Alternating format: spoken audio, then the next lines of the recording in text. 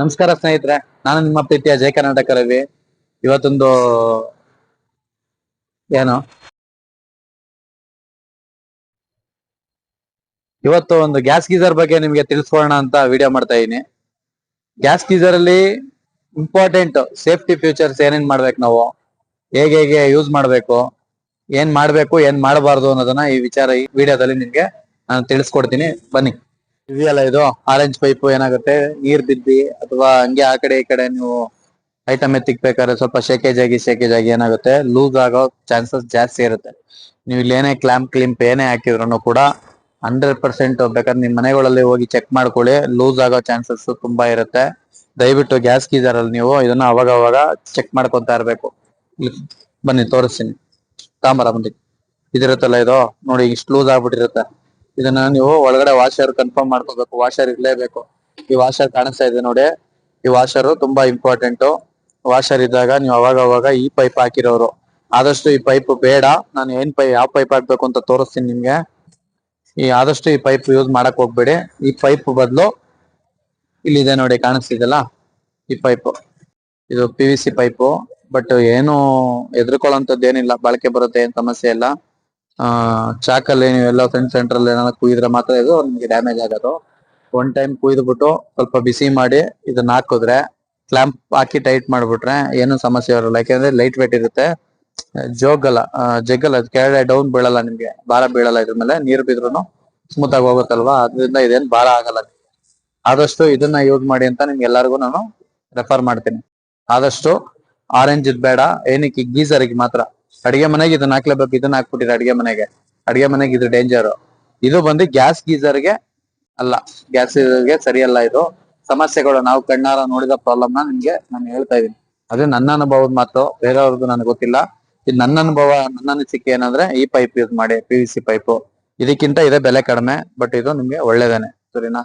Heat ಮಾಡಿ ಒಂದ್ಸಲ clamp ಹಾಕಿ tight ಮಾಡಿದ್ರೆ ಏನು ಸಮಸ್ಯೆ ಬರಲ್ಲ. ಆಮೇಲೆ ಇನ್ನೊಂದು ಇದಾಯ್ತು. ನೀವು ದಯವಿಟ್ಟು ಬಾಯಿ ಕಡೆ ಈ ಇರುತ್ತಲ್ಲ 3 ಲೈನು ನೋಡಿ, ಇದು ಗ್ಯಾಸ್ ಕಂಟ್ರೋಲು, ಇದು ವೆಂಟರ್, ಇದು ಸಮ್ಮರ್, ಇದು ವಾಟರ್ದು ಯಾವತ್ತಿದ್ರು ನೀವು ಐಯಲ್ಲಿ ಇಟ್ಬಿಡಿ. ಇವ್ರದ್ದು ಮಧ್ಯದಲ್ಲಿ ಇಟ್ಕೊಂಡು ಯೂಸ್ ಮಾಡಿದ್ರೆ ಏನಾಗುತ್ತೆ, ಸಾಲ್ಟಿಗೆ ಜಾಮ್ ಆಗೋದು ಜಾಸ್ತಿ. ಇದು ಬೋರ್ ನೀರ್ ಇರ್ತದೆ ಕೆಲವು ಕಡೆ, ಅವಾಗ ಏನಾಗುತ್ತೆ, ಇದು ನೀವೆಲ್ಲ ಒಂದು ಸೆಂಟ್ರಿಗೆ ಇಟ್ಬಿಟ್ಟಿರ್ತೀರಾ. ಇಲ್ಲ ಯಾವಾಗಲೂ ರೆಗ್ಯುಲರ್ ಆಗಿ ಯೂಸ್ ಮಾಡಿದ್ರೆ ಬೇಗ ಹಾಳಾಗುತ್ತೆ.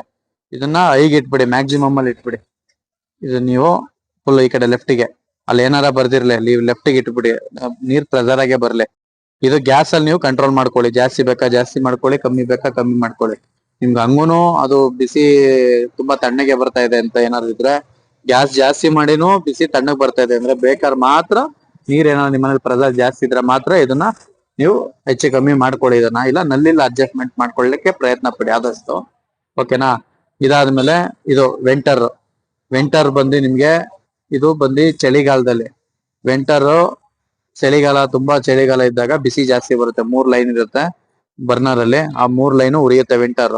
ಅದೇ ನೀವು ಸಮ್ಮರ್ಗೆ ಹಾಕಿದ್ರೆ ಬರೀ 2 ಲೈನ್ ಉರಿಯುತ್ತೆ. ಇನ್ನೇನು ಪ್ರಾಬ್ಲಮ್ ಇಲ್ಲ.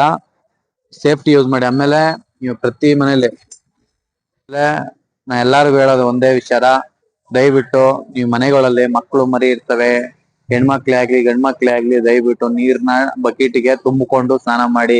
ಗ್ಯಾಸ್ ಗೀಸರ್ ಯೂಸ್ ಮಾಡೋರು ದಯವಿಟ್ಟು ನಿಮ್ಮ ಬಚ್ಚಲು ಮನೆಯನ್ನ ಡೋರ್ ಓಪನ್ ಮಾಡಿ ನೀರ್ನ ತುಂಬಿಕೊಳ್ಳಿ ಬಕೆಟ್ಗೆ. 1 ಬಕೆಟ್ ಅಲ್ಲ, 2 ಬಕೆಟ್ ಅಲ್ಲ, 3 ಬಕೆಟ್ ಬೇಕಾ ಬಕೆಟ್ಗಳು ಇಕ್ಕೊಳ್ಳಿ. 3 ಬಕೆಟ್ ಬೇಕಾ ತುಂಬಿಕೊಳ್ಳಿ, ತೊಂದರೆ ಇಲ್ಲ. ಆದ್ರೆ ಎಲ್ಲಾ ಕ್ಲೋಸ್ ಮಾಡ್ಕೊಂಡು, ಕಿಟಕಿ ಬಾಗ್ಲು ಎಲ್ಲಾ ಕ್ಲೋಸ್ ಮಾಡ್ಕೊಂಡು ಯೂಸ್ ಮಾಡಬಾರ್ದು.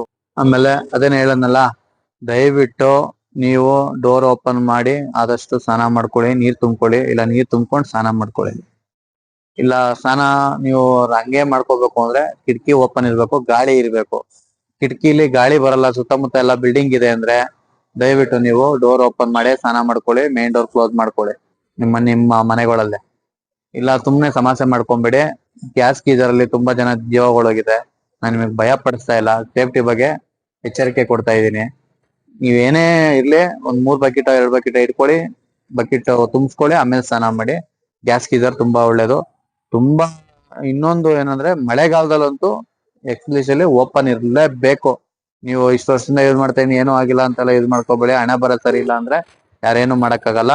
ದಯವಿಟ್ಟು ಯಾವುದೇ ಕಾರಣಕ್ಕೂ ಡೋರ್ ಕ್ಲೋಸ್ ಮಾಡಿ, ಕಿಟಕಿಗಳು ಕ್ಲೋಸ್ ಮಾಡಿ ಸ್ನಾನ ಮಾಡಬೇಡಿ ಗ್ಯಾಸ್ ಗೀಸರ್ ಯೂಸ್ ಮಾಡೋರು. ಆಮೇಲೆ ಮುಂದಿನ ದಿನಗಳಲ್ಲಿ ನೀವು ನನ್ಗೆ ಇನ್ನೂ ಸಬ್ಸ್ಕ್ರೈಬ್ ಆಗ್ಬೇಕು. 1000 ಸಬ್ಸ್ಕ್ರೈಬ್ ಆದ್ಮೇಲೆ ನಾನು ಎಲ್ಲಾರ್ಗುನು ಹೇಳ್ಕೊಡೋಂಥದ್ದು ನನ್ನ ಕೈಯಲ್ಲಿ ಎಷ್ಟಾಗುತ್ತೋ ಅಷ್ಟನ್ನ ಹೇಳ್ಕೊಡೋಂತ ಪ್ರಯತ್ನ ನಾನು ಮಾಡ್ತೀನಿ.